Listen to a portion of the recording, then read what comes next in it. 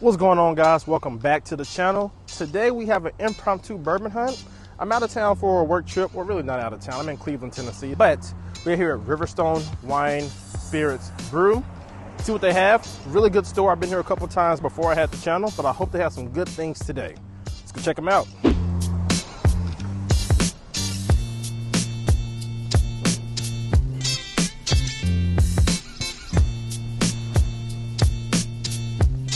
All right, guys, so walking to the store, you come into, I think this is like their discounted section. Not 100% sure, but everything on this section here, nothing's really over $100. I mean, I think the highest price thing is this Art of Alchemy, and it's $95.99. But for the most part, everything here is pretty, affordable. We got Broken Barrel Cask Strength right here for $43.23. Monk's Road, Old Soul. We have some of everything here. Lumpkin Pinch right there. If you're looking for some cheap bourbon or just some nice budget bourbon, seems like this could be a really good place to start when you come to the store. So coming around here, we have obviously the cognac, brandy, Canadian whiskey on the right side, but then we have their Scotch. We have Nelson Bros here, and they have a couple different variations of Nelson Brothers. We have, I have no idea how to pronounce that. What is that? Oh, wow. Mourvedre? Mourvedre. Apparently it's a type of wine, so I'm not that fancy. We have Sherry Cask, we have Classic, and we have the Reserve. Have a whole Jack section. Jim Beam down here. Elvis's Midnight Snack. Now, I've been seeing this bottle a lot lately. It's supposed to taste like peanut butter, banana, and bacon. If you've tried this bottle, give me an honest review. Like, let me know how this bottle is. It's $33, so it's not a huge financial commit, but peanut butter, banana, and bacon, those are some unique flavors, I'll tell you that. Got Leaper's Fork, Joseph Mag way back there hiding from us, Traveler, which, if you guys have been keeping up with Buffalo Trace, this is their new release for the year. It's supposed to be a more easily findable bottle than their staple of Buffalo Trace. I've tried it. It's not the most complex, but for $33, and it's easy to find. If you want something light, easy to find, and you're a Buffalo Trace fan, maybe that's up your alley. Who knows? Uncle Nearest, Old Elk. They have a lot of Old Elk variations right here. But you got the wheat, the straight wheat, the wheated, port cask, cognac finish. If you like Old Elk, they probably got something you like, So if you guys remember, this is King's Family Distillery. We did my very first barrel pick with King's Family Distillery, and it's cool seeing their bottle like just on the shelf. Like, hey, 13th Colony. Last year, I think 13th Colony won like Bourbon of the Year for the Double Oak. So really excited. I'm really curious to see who's going to be named Bourbon of the Year for this year. If you guys have any front runners that you think should be nominated, drop a comment down in the section. Let me know. All right, here we go into the more staples. You see these at every store. Your Bullets, your Bernine, Makers, Evan Williams, which I don't know why Evan Williams gets so much flack. Larceny Barrel Proof, A124 to be specific. Some Old Forester. Now, it's funny seeing Old Forester not like have a whole lineup, because typically with Old Forester, you see like the 1920, the 1910, and different variations, but here, I'm not seeing it. You got the 1792 small batch, Little Brother and Big Brother back there, Woodford Double Oaked, Green River Foolproof. Now, it's gonna be cool. Now, I know the white label is like the super allocated bottles. I've seen the white label single barrel. This one's a foolproof. Looks like Green River's allocations are like starting to roll out. When Green River first came out and all they had was bourbon and wheated, the white label was like the myth. But it's cool seeing like those white labels start to be more and more frequent. We're in the Wild Turkey section, the Four Roses section. You can't go wrong with the Four Roses single barrel. They put out great products. Wild Turkey 101 is, a killer bottle. We got Wild Turkey, Kentucky Spirit, and Rare Breed. I remember Kentucky Spirit at one point was like a really hard to find bottle. Now we're finding that everywhere. Got Isaac Bowman's Port Barrel and Small Batch. You guys gave me a lot of flack about not picking up a Bowman Brothers single barrel. So we'll see if we can find one today. Now, one of my personal favorites is this Old Granddad 114. It's $32 here, but typically you find that for $32 and less. And it's a great high proof quality bottle, 114 proof, really well made. Really love that bottle. Used to be super allocated and hard to find. Now you're seeing it a lot more often now, but you're also seeing the prices kind of creeping up with that bottle as well. So I'm keeping an eye on it. Definitely a bottle where I see it, I grab an extra. So another bottle that used to be really allocated was a Toasted Barrel. Now Toasted Barrels are just like a shelf staple. Ben Holiday last year came on the scene with a lot of hype, a lot of momentum. Really love Ben Holiday products. Great Missouri bourbon. Dark Arts, you guys give me a lot of flack about Dark Arts. I did try some Dark Arts before I started recording. Had to get permission first, but I've tried the Amberana, I've tried the straight bourbon, and I've tried the toasted French oak staves, and gotta say my favorite really was the Amberana, because it wasn't as overpowering and as in your face as like the Rio or the RD1 Amberana. But close second was the French oak staves. Really toasted, could see myself by a fire or just like having like watching the game, barbecuing, you know, really nice bourbon to pour around smoking some fire. This is like all the rye. I'll give you guys a look at the rye. This kind of sums it up. Oh, wait a second. We have an Old Overhoard 114 proof. Now, I've not had Old Overhoard, but I've heard great things about it. I'm really tempted to buy it, but it's $33. I think I've seen it cheaper other places. I mean, let me know, is this a buy at $33, or took it my first mind and leave it on the shelf and try my luck other places? It's my first bourbon hunt in a hot while. Did get my results back. That video is coming soon. Let you guys know where I'm standing as far as my bourbon journey. Let you guys know the channel is not going to be dead. We're going to do tequila, we're going to do rum. We're just going to implement those into the rotation of content sooner than I anticipated, but it's going to be a show, let me tell you. So since I'm implementing rum and tequila, my budget may go up because my wife likes those too. So you may see some more spending, higher budgets, higher tabs, because I'm not only shopping for things that I like, but my wife likes it as well. Let's also see what they have behind the counter and maybe some allocations. All right, guys, so over here, this is their testing center. I mean, look at this setup. I mean, really, really high end. Got lights on all the bottles, makes you feel fancy. Everything that you see on this shelf is for testing and tasting. So if you want like a sample of Bardstown, I mean, it makes sense because Bardstown has a huge price tag for most of their things, and if you don't know what the juice tastes like, you're taking a big risk. So here they give you a lot of range to sample. So up there you see the Dark Art. Like I said, I just tried those before I started recording. I know, guys, I did things out of order. I apologize, but the toasted French oak staves were my favorites of the three.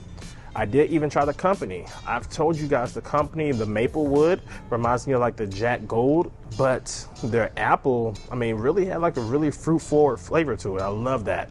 They even have some bottles that, you know, the Bacta. Bacta can have a huge price tag depending on the bottle you get. Because, I mean, it's bourbon aged 100 plus years sometimes. 1928, that's crazy. Oh, thank you. All right, guys, so we got a treat. So this is the other side of their testing center. I was blessed to be able to come back here by the owner, James. Really good guy. He was the one who hosted my tasting, excuse me. Had a few. But, I mean, check this out, man. I got Larceny Barrel Proof, Russell's Private Selection, Dark Arts. Also, the company was one that I really loved. The company reminds me of the Jack Daniel's Gold. And that's an allocated bottle now. You can't really find that as much, but the company distilling is something that's easier to find. Also on this list is Bacta. Their whole claim to fame right now is like this bottle, which is, it says taste 100 years. So it's like 100-year-old bottle. You got the RD1. So this is where I got my RD1 Amberana versus the Dark Arts Amberana comparison. And like I said, Dark Arts won for me, in my personal opinion. Black Sheep is, I know we're talking about tequila right now, but Black Sheep tequila was really underrated. They did a whole marketing change. They changed the bottle shape, changed the bottle branding, and now their prices are like premium because they're extra and Yeho. Matter of fact, I'll show you. Yeah. So yeah, this bottle used to be like around like $125, $150, but they found out how good this tequila really was and how much people really liked it. This bottle now, $279, almost $280. You might as well just round it to $300 for this bottle. But my personal favorite is Tears of Llorona. We're talking about tequila right now. I know I'm kind of mixing and mingling, but Tears is some of the best tequila I've ever had. The price reflects it though. $308. When I bought my bottle, it was around $200, $225. I think it's the most expensive bottle I bought at the time. That price has continued to go up because people are finding out about it, and that price is just climbing. I need to get another bottle before it gets to the 400s at this point. This is their allocation right now. They did have a Bourbon Brothers single barrel, and I wonder why that space is empty. We have Jack Daniel's Sinatra, Old Carter. Now, I've never bought an Old Carter. Their price is always 200 plus, and I'm just not spending 200 plus for a small batch or, you know, something I'm just not familiar with. That's just me. Like, if you are somebody who, you know, is a big Old Carter fan, I mean, let me know in the comments, why does this bottle cost so much just for a just standard price? Like, dang. Here you go, Bacta. Like I said, those prices can be crazy. That's $400 for an Armagnac. And then we have a Bacta down here, 50 year for $449 for $450. Old Soul right there is $137. Doc Holliday is $80. Chat Whiskey, this is their new experimental, which is like $58. Oh no, you're good. So that was the one I just bought. Us a new one. This is what you just bought, and I have two of them. I have one extra I found back there. Well, I didn't buy the last one like I thought I did. But hey, if you're in Cleveland, Tennessee, come on down to Riverstone and grab this last one, man. $65 for a John J. Bowman single barrel. I mean, I can't beat that price. You guys saw what the price was in Vegas, so I mean, it's a stark difference depending on your geographic location. So then we're just gonna look at their store picks. We got Hewling Station, Copper and Cass, Oak and Eden, Jefferson's, Hard Truth, Yellowstone. I mean, the prices aren't terrible either. Like, you don't see anything over, I don't see anything over $80, $90. I mean, Jefferson's is right at 80. Now, you guys know how I feel about Jefferson's, but this is their cask strength. So even that's 122 proof Jefferson. All right, guys, I'm back at the testing center. He just pulled out some tequila Cava de Oro. Now, Cava de Oro, this is their regular añejo. It's about a $60 bottle. It is not additive free, because I know you guys are going to ask that question, but my introduction was their extra añejo. It's like a matte black Cava de Oro bottle. I have actually not had their añejo, so let's see. It's a little bit sweeter than I'd like at this moment, because the extra has a little bit more of a I guess the sweetness is toned down a little bit because of the oaks or because of the barrel exposure. But I mean, still a great tequila. I mean, if you're gonna get Clase Azul and things like that to have a lot of sweetness similar, then get Cava de Oro and Añejo. It's like a third of that price that you're gonna spend for Clase Azul. So I definitely recommend that. If you're gonna go that route and not go additive free, then that's a good brand for you right there. All right, guys, so you know I try to give all store managers and owners a chance to promote their store, tell you guys why you should come visit, and just let you guys know the inspiration for them opening this store. So we have James here. He was lucky enough to be the host of my bourbon tasting. All right, James, so what made you open this store? What made you get into? So I didn't open it. Okay. I became here 2 years ago and was working it. I was in the financial sector in Dallas, Texas, and I looked to do something different. It just happened that I started to love doing what I did because I liked chasing bourbon and I liked chasing wine. So as of 90 days ago, I bought this store. So that's what's brought me here. And what's been great about the store is I've always loved the culture here because we're for the people. We try to have things be at competitive price. I love our bourbon lotteries, especially for people who are trying to chase bourbon. We try to have anyone, whether you're in state or out of state, have an opportunity to come to our bourbon lotteries, but you have to spend $250 here, and we track that, and that gets you a lottery ticket into one of our 3 lotteries throughout the course of the year. And once you come in, it gives you the ticket so that when you buy, if your number's pulled, you can come up to this wonderful bar and pick from the exclusive bourbon bottles that we have and buy it at retail cost. So that's always been fun. Wow. Rather than seeing people who are getting their heads knocked off. So we are a store for the people. In December alone, we had 270 people show up here from 7 different states for our bourbon lottery. So that is something that's exciting, and we'll continue on with that. And we honest to God, we try to earn everyone's business. So appreciate the platform, and glad you came in. Okay, so 90 days. So what made you want to take that leap 90 days ago to buying a full store? This is a much different job from where I came from in the corporate world. I wanted to do something that would put me in front of people, be more interactive, and typically people that come into the store are happy and joyful. And quite frankly, I'd rather put a smile on people's face. So that's what kind of made me jump into this arena, if you want to call it that, and just attempt to have fun doing your job. So I look at it this way: these are the twilight years of my working experience. Have fun doing it. So. Oh man, that's awesome. I'm excited to see what you cultivate, the kind of culture you cultivate here 90 days in. So you have a long time of ownership. Can't wait to see what the store turns into under your reign.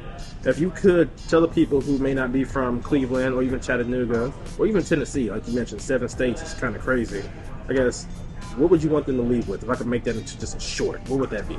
I'd want them to leave with that when they come into our store, that they gain experience from myself or some of my staff. If you're asking about certain products, when it comes to bourbon, there's a couple of us that are quite passionate about it, and there's one person here that's quite passionate about their tequila.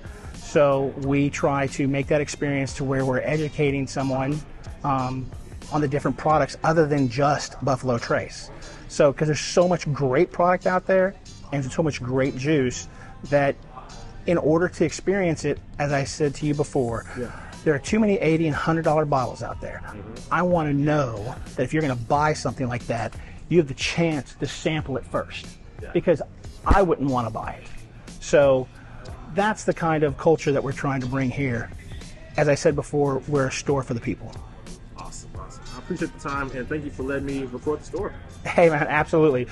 We appreciate you coming in. Yes, sir. All right, guys. So as I did say, I did end up getting the John J. Bowman single barrel. I thought it was the last one, but I do have another one. Unfortunately, it is one per customer.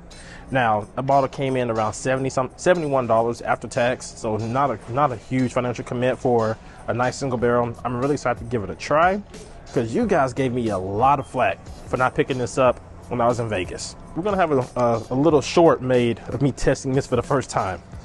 But once again, thank you guys for all the support, for being here with me through the challenging times, through the fun times, and just continuing to show support. I'll see you guys in the next one. Cheers.